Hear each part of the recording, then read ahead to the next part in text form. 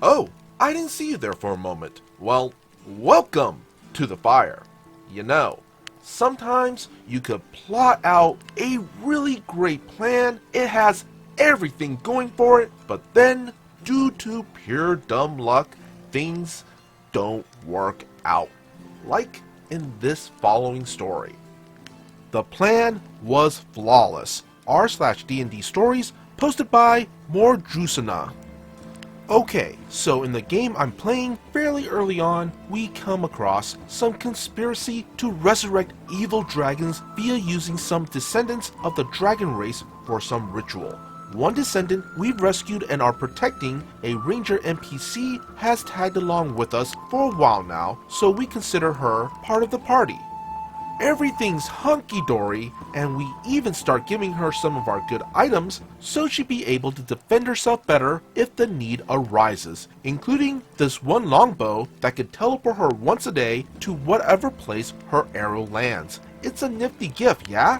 Well, that'll become kind of a problem as we've finally gotten to a city to discuss with the authorities about what we learned of the conspiracy. Only this turned into a trap as our arch-nemesis, a half-dragon a-hole, managed to infiltrate the authorities' building and started playing a magic tune that possesses our ranger with the soul of an evil dragon. Okay, not too terrible. We could still fight to save her, right? No. Because she goes invisible and runs off. A few lucky rolls on our side though, and we find out she and the dragon guy are on the roof, plotting their escape using the teleport bow that we gave her. DM, you conniving SOB. We're doing everything at this point to take both of them down, but nothing doing. Dragon Guy on his own is essentially a boss character, even if this one's a simulacrum, and we roll poorly to prevent Possessed Ranger from using her teleport bow to escape with the dragon dude. At this point, everyone's got this dejected look on our faces as we finally come across the one situation that we couldn't prevent, that we didn't foresee, and that we contributed to, and that we're going to lose a lot of our good stuff and our ranger. I'm the last one on initiative here, and she's going to teleport away right after me, and I don't know what else to do. So I decide to try and cheese it.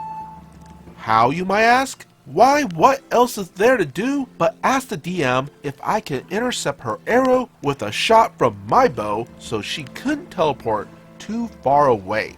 Does it work? Well, not really.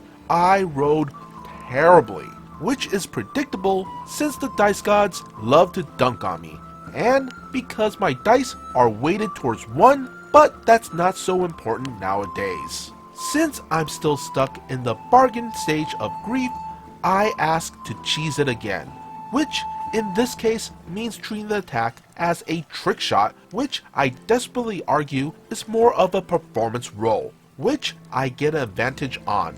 Honestly, DM is way too nice a guy for allowing this, though he does confess afterwards he only allowed all this because he thought it wouldn't work.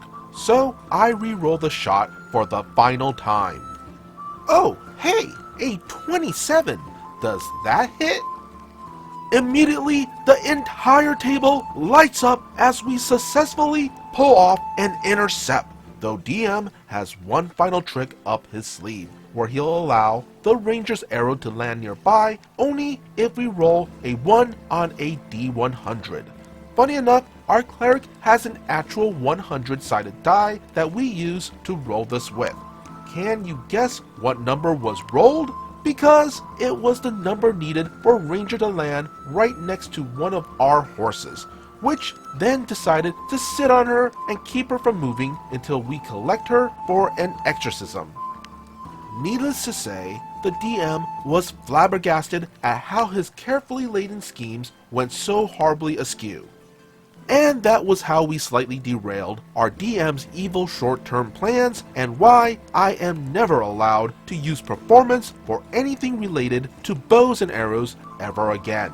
From then on, anytime we mention this incident, he's been known to burst out in outrage, shouting, "The plan was flawless. The plan was flawless. And we have no small amount of fun pointing out that it wouldn't have happened if he hadn't have allowed the cheesing. Sometimes even the best laid plans can go sideways due to the luck of the roll. I will say that OP really lucked out when their DM allowed them to use performance on their check. But hey, rule of cool and all that. Be sure to hit that like and subscribe button if you want to see more content like this. And would you kindly follow the socials posted in the description below. As always, be good, be great, be awesome.